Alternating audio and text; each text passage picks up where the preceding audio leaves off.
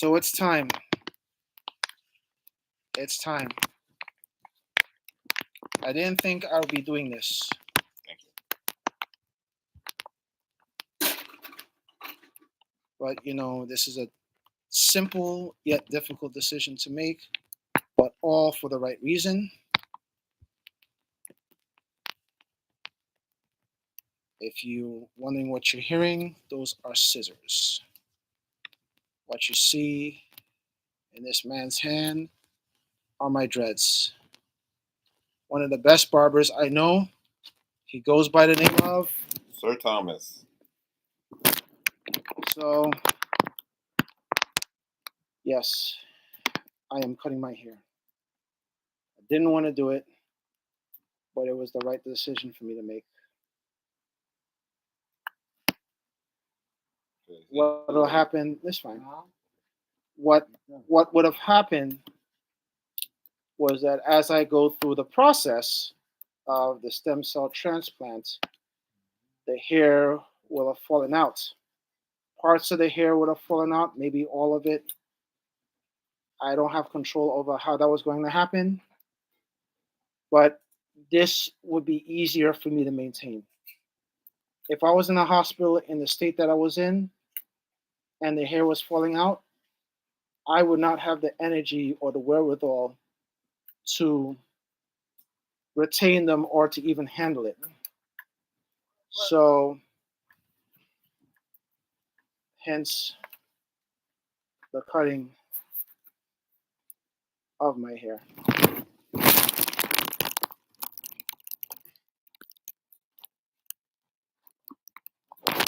And I chose this man to do it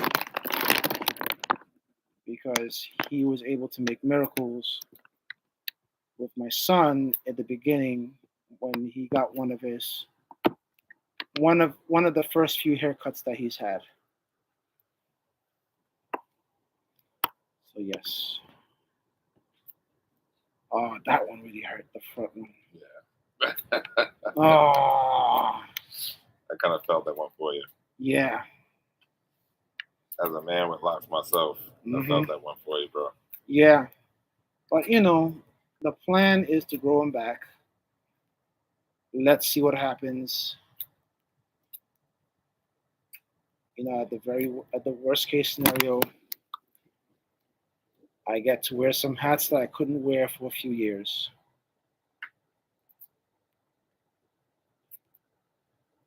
I'll try not to sob. It's not going to be easy, but I'll try not to sob. Yeah. How many times have you had to cut someone's dreads, if you recall?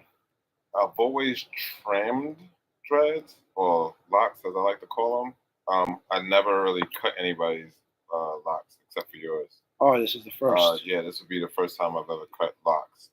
I've always trimmed them. I trimmed mine. I trimmed some family, some friends, some clients, just to make sure, it's nice and even and everything. Yeah.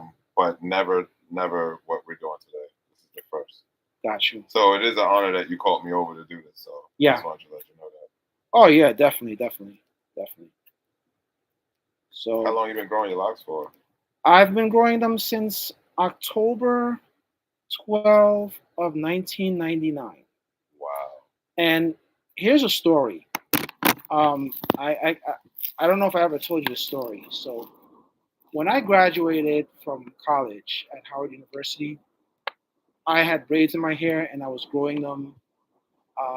They were approximately, I would say, between 3 and 6 inches long, maybe a little longer than that.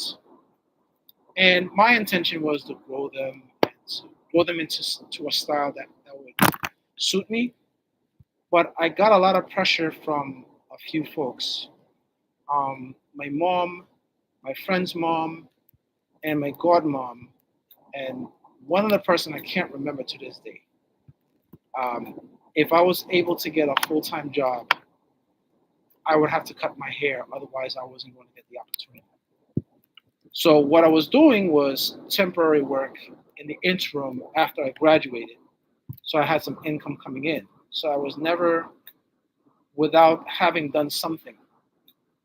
So against my will, I was willing to try it with the condition that my hair will grow back, and between that time, I should have gotten something. So I cut my hair. I continued doing what I was doing, staying active, but I was not successful. I was not able to land anything long term until 2001. And why this is significant is that 2001, I actually landed a job, a full time gig that I will retain for several years. In 2001, it was the summertime of 2001. I pretty much disproved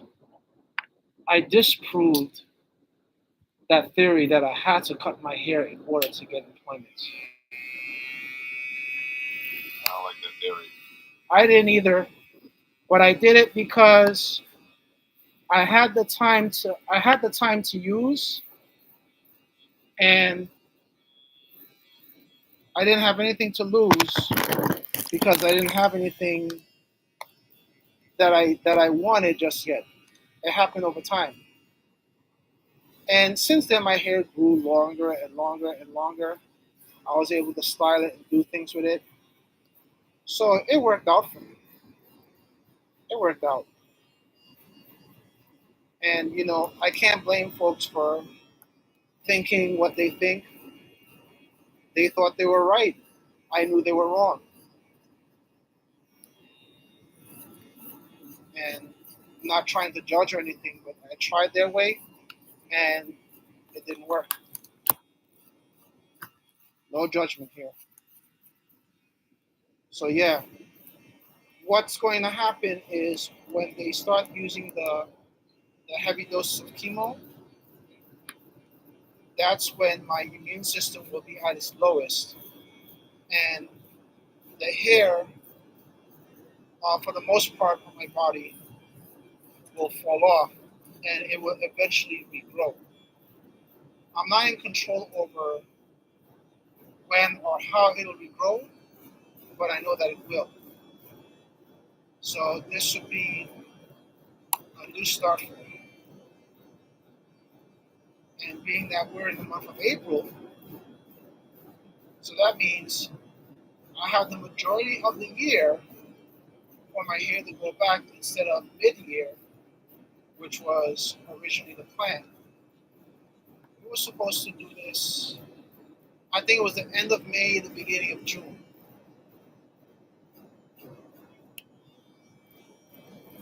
I gotta tell you, I'm surprised I don't have tears in my eyes. Okay, that's here. See, I'm surprised I'm not teary-eyed right now, but I'm okay. Mentally, it's a it's a stinger, but I'm gonna be all right. Yeah, I think some hair went in my eye. Yeah,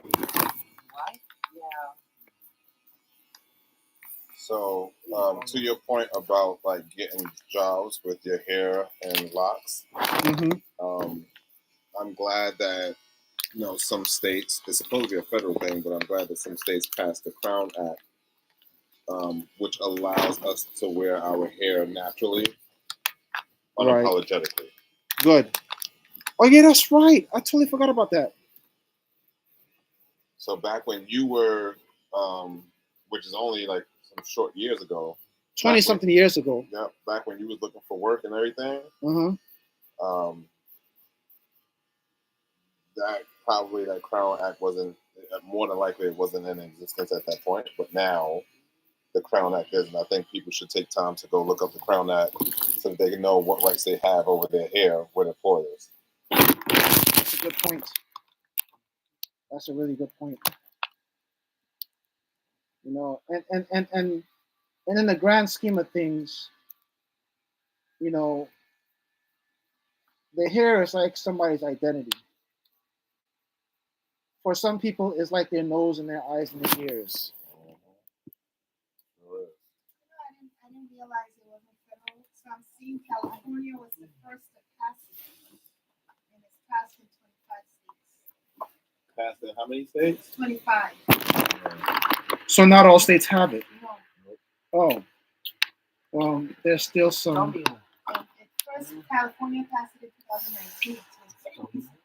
Oh, okay. Yeah, it's still kind of recent. Yeah. Okay. Got it. Thank you. Welcome. So, Oh, yeah. So on that note, we're going to clean up the rest of this, but I wanted to at least get this um, documented as one of the steps that I have to go through on my journey as a multiple myeloma cancer patient. This is Chad Royer on my YouTube channel. What's up with Chad Y. Royer? Feel free to like and subscribe, turn on your notifications, and for those who are willing to donate to my cause, I have a GoFundMe in my name because medical bills are expensive. I'm about to sign off here, and a special shout out to Sir Thomas, one of the best barbers I know. Signing out.